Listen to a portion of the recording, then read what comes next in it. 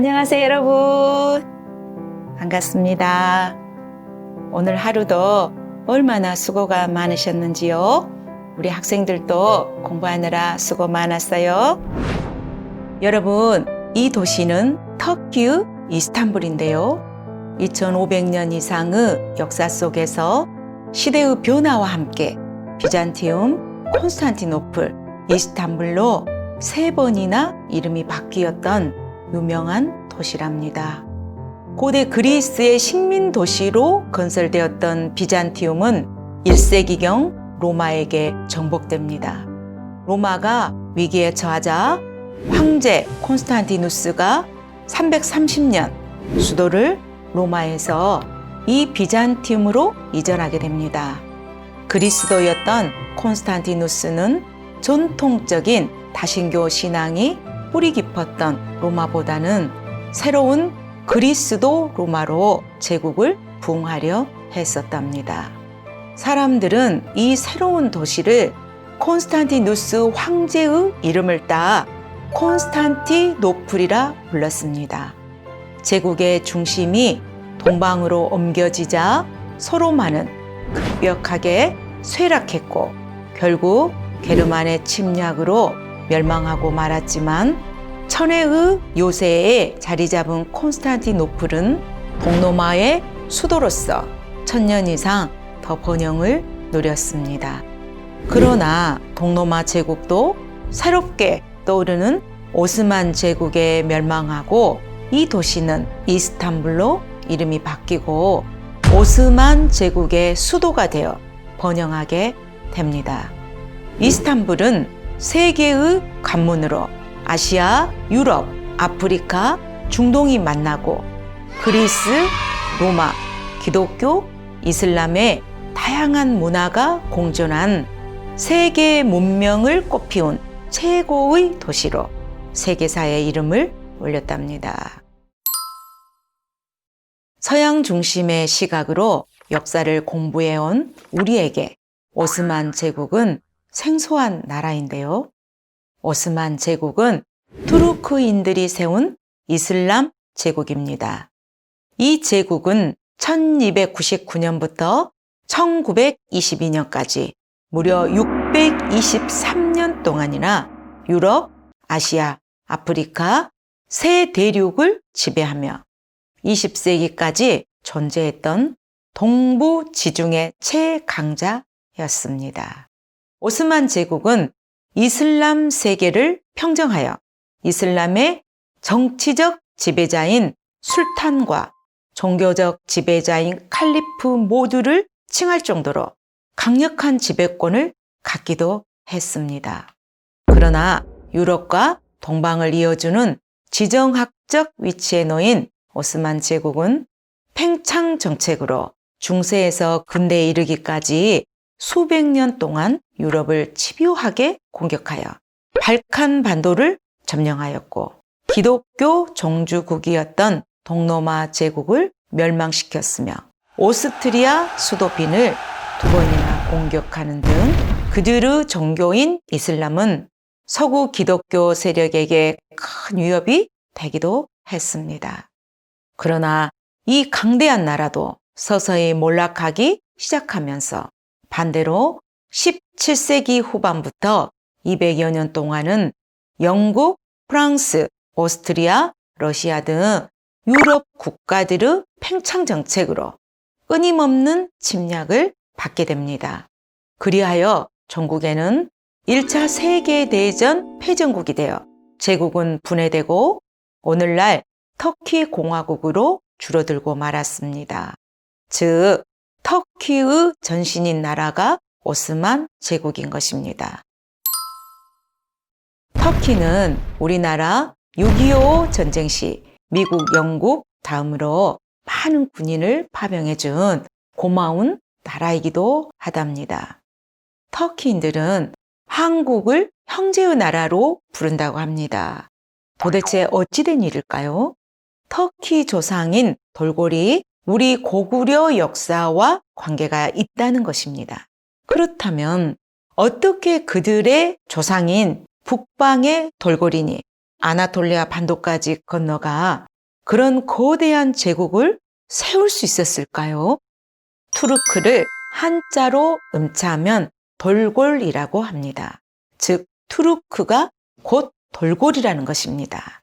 돌골은 흉노의 일파로 6세기 돌골 제국을 형성하여 7세기에는 중국의 수나라, 당나라와 대립할 정도로 몽골 초원과 중앙아시아의 백권을 지배했던 북방 최강자 유목민족입니다. 처음 고구려와 돌골의 사이는 좋지 않았으나 수나라가 중국을 동일하자 돌골과 고구려는 형제맹약의 동맹을 맺었다고 합니다. 그러나 돌골은 중국의 수분열 정책으로 동돌골과 서돌골로 나눠지고 말았는데요. 이때를 놓치지 않고 당나라는 630년에는 동돌골을, 651년에는 서돌골을 멸망시켜 이들은 흩어지고 말았답니다. 나라가 멸망한 이후 서돌골인들은 중앙아시아에서 페르시아를 지나 서쪽으로 이동하는 과정에서 10세기 초 이슬람으로 개종하고 이슬람 제국의 용병이 되었다가 점차 막강한 군벌 세력으로 성장하게 됩니다. 이슬람 제국 아바스 왕조가 분열되기 시작하자 이 틈을 타 투르크 부족장 셀주크가 1037년 셀주크 제국을 건국하게 됩니다. 그리고 1055년 아바스 왕조의 수도 바그다드에 침입하여 아바스 왕조를 멸망시키지 않고 이슬람을 보호한다는 명분하에 이슬람의 정치적 절대 권력인 술탄의 칭호를 갖게 되어 이슬람 세계의 정치 지도자가 되게 됩니다. 원래 칼리프는 이슬람 종교 일치의 절대 권력자를 상징했었는데요. 이제는 실권 없는 종교적 상징의 칼리프로 전락하게 된답니다. 이는 아랍인 이란 중심이었던 이슬람 세계가 11세기 투르크 패권으로 옮겨진 것을 의미합니다. 셀주크 투르크가 이슬람 세계를 동일하고 아나톨리아 지역까지 영토를 확장하게 되자 결국 이웃한 비잔틴 제국과 격돌하게 됩니다. 1071년 만지 케르트 전투에서 셀주크 투르크는 비잔틴 황제를 포로로 잡고 비잔틴군을 격파하면서 팔레스타인을 정복하게 됩니다. 예루살렘을 장악한 이들이 성지 순례하는 유럽인을 방해하여 크리스트교와 마차를 빚어 결국 위협을 느낀 유럽 국가들이 십자군 전쟁을 일으키게 된 것입니다. 셀주크 투르크가 십자군 전쟁으로 쇠퇴하던 중 거대한 제국 몽골 징기스칸의 손자 훌라구가 이끄는 몽골 군대가 1258년 바그다드에 쳐들어와 셀주크 투르크는 멸망하게 됩니다. 또 이슬람 아바스 왕조 역시 멸망하게 되었고 그 자리에는 몽골의 훌라구 울루스가 세워지게 됩니다. 투르크족은 또다시 흩어지게 됩니다. 13세기 말 비잔틴 제국은 약화되고 이슬람 제국과 셀주크 제국은 멸망하였으며 몽골 훌라구 울루스의 통치력 역시 약화되던 시기였습니다. 이때 작은 공국들로 쪼개진 투르크계 일파 중에서 새로운 영웅이 등장합니다.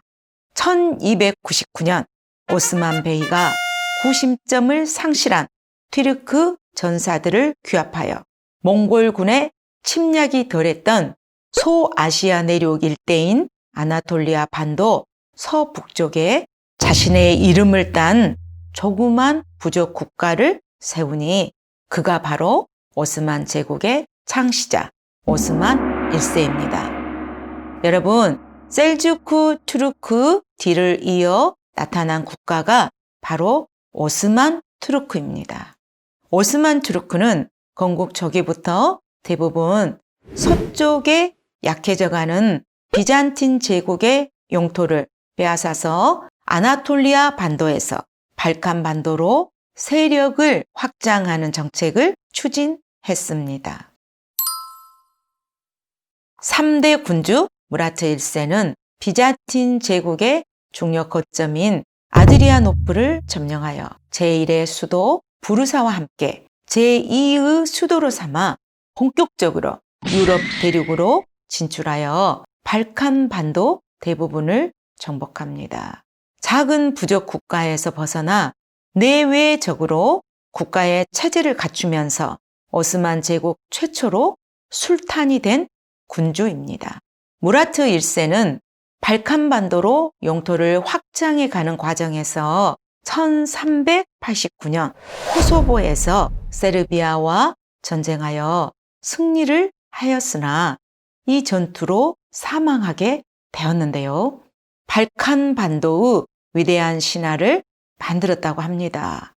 전쟁 전후처리 석상에서 스스로 탈영병으로 가장해 항복한 밀로슈 오빌리치가 술탄 막사로 끌려와 순식간에 독묻은 당금으로 무라트 1세를 찔러 그 자리에서 숨지게 했다는 것인데요. 이로 인해 밀로슈 오빌리치는 세르비아의 영웅 서사시에 무라트 1세를 찔러 죽인 영웅으로 전해지고 있으며 코소보는 끝까지 저항하는 세르비아 민족 정신의 상징이 되었다고 합니다. 무라트 1세의 가장 큰 업적은 오스만 제국 최강 정예군인 예니체리 군단을 만들었다는 점입니다. 예니체리는 최첨단 총포로 무장한 용맹한 술탄 친위 부대로 1364년 창건되어 기독교 국가에서는 악마의 군단으로 불릴 정도로 용맹을 떨쳐 1826년 폐지될 때까지 제국 팽창에 큰 기여를 했습니다. 같은 이슬람교도끼리는 형제로서 노예와 같은 예니체리로 징발할 수 없어 기독교인에서 징발했다고 합니다. 유럽 발칸반도에서 14세 안팎의 혈통 좋고 영리하고 건강한 기독교 소년을 강제로 징발하여 어려서부터 터키어를 배우고 강한 훈련과 교육을 시켜 무슬림으로 개종시켜 술탄의 최측근 전사로 만들었는데요. 예니체리로 편성된 이들은 결혼이 금지되었으며 엄격한 금욕 생활을 요구했다고 합니다. 반면 세금을 면제받았고 높은 급료를 받는 등 특권이 부여되기도 했습니다. 이와 같이 소년 징집제도 혹은 소년 공납제도를 데브시르메라고 하는데요. 데브시르메로 새로운 인재를 끊임없이 수혈받은 오스만 제국에게는 오랜 기간 번영할 수 있는 계기가 되었지만 자식을 공납하면 두 번 다시 볼 수 없었던 부모들에게는 큰 고통이 따랐던 제도였습니다. 예니체리들은 시간이 지남에 따라 권력을 갖게 되면서 정치에 깊이 관여해 횡포를 일삼았고 때로는 술탄을 암살하며 국정을 농락하는 등 거대하고 노화된 조직으로 변해 오스만 근대화의 걸림돌이 되기도 했습니다. 예니체리는 군악 연주만을 위해 편성된 군악대를 보유하고 있었는데요. 군악대는 전투 시 병사들의 사기를 북돋아주고 적에게 공포심을 심어주기 위한 목적으로 만들어졌다고 합니다. 예니체리의 군악대가 유럽에 알려지면서 18세기부터 유럽 음악에 타악기가 유행하게 되었다고 하는데요. 군악대가 행진하는 앞에서 리더가 봉을 들고 하늘에 던지는 봉 던지기도 예니체리 군단 군악대에서 비롯되었다고 합니다. 4대 군주 바예지드 1세가 술탄에 올라 계속하여 헝가리까지 진출하게 됩니다. 그러나 이 시기 또 하나의 강대한 제국이 등장하는데요. 티무르 제국이 무섭게 세력을 확장하고 있었습니다.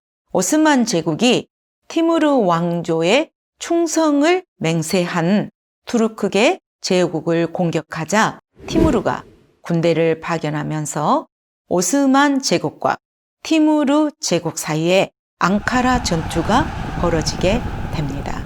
오스만군은 대패하고 술탄 바예지드 1세는 포로로 잡혀 감옥에서 목숨을 끊게 됩니다. 위기에 처한 오스만 제국은 10년간의 공백기가 있었으나 티무르가 물러가면서 다시 일어서게 됩니다. 1451년 제7대 술탄 메흐메트 2세가 19세의 젊은 나이로 오스만 제국의 군주가 됩니다. 1453년 메흐메트 2세는 결국 콘스탄티노플을 무너뜨리게 됩니다. 메흐메트 2세의 위대한 점은 이 도시를 파괴하지 않고 이름을 이스탄불로 바꿔 수도로 삼아 발전시켰으며 동방 종교의 상징이며 비잔틴 건축의 백미인 아야소피아 성당 역시 부수지 않고 이슬람 사원인 모스크로 만들었다는 점입니다. 메흐메트 2세는 동로마 교황으로부터 동로마 제국의 새로운 군주임을 인정받아 로마 황제를 자처했는데요. 유럽에서는 인정하지 않았다고 합니다. 로마 황제는 로마 제국의 정통성을 이어받는 자만이 누릴 수 있는 호칭이기 때문입니다. 그러나 황제라는 칭호가 메흐메트 2세에 등장했다는 것은 그가 중앙 집권에 성공하였고 제국으로서 절대 권력을 갖게 되었음을 알 수 있습니다. 동로마 비잔틴 제국의 몰락은 유럽인에게 큰 충격과 이슬람에 대한 두려움을 동시에 안겨주었다고 합니다. 당시 서유럽의 강국 프랑스와 영국은 100년 전쟁 중이었고 에스파냐 역시 레콩키스타로 영토 내의 이슬람인들을 상대로 전쟁 중이어서 비잔틴 제국에 도움을 줄 수 없었다고 합니다. 비잔틴 제국의 멸망은 오스만 제국의 비약적인 성장을 가져온 사건이었고요. 세계사의 물줄기를 바꾼 중요한 사건입니다. 동로마 제국이 멸망한 1453년은 중세의 몰락과 함께 근대로 이어지는 새로운 장이 열리는 시점이 됩니다. 서유럽은 십자군 전쟁으로 동방과 접촉하면서 발전된 비잔틴 문화와 이슬람 문화의 영향을 받았었는데요. 비잔틴 제국이 멸망하면서 뛰어난 학자, 기술자, 지식인들이 대거 서유럽으로 탈출하여 학문과 기술이 비약적으로 발전하여 르네상스가 일어나는 계기가 되었습니다. 또 세계 무역의 중심지였던 지중해가 오스만이 지배하게 되면서 동방과의 무역로가 끊어지자 유럽인들은 결국 신항로를 개척하게 되었고 지중해 중심의 역사에서 대서양 중심의 역사로 세계사의 거대한 흐름을 바꾼 변수가 되었답니다. 또 비잔틴 제국의 마지막 황제 콘스탄티누스 11세의 조카딸이 탈출하여 1472년 모스크바 대공 이반 3세와 혼인하였는데 러시아는 이때부터 로마의 정통성을 이어받았다 하여 황제의 칭호인 차르를 사용하게 된답니다. 그리고 동로마 제국의 정통성이 러시아로 옮겨져 러시아 종교가 동방 종교의 새로운 중심으로 자리 잡게 되었다고 합니다. 그들은 스스로 로마, 콘스탄티노플에 이어 모스크바를 제3의 로마로 불렀습니다.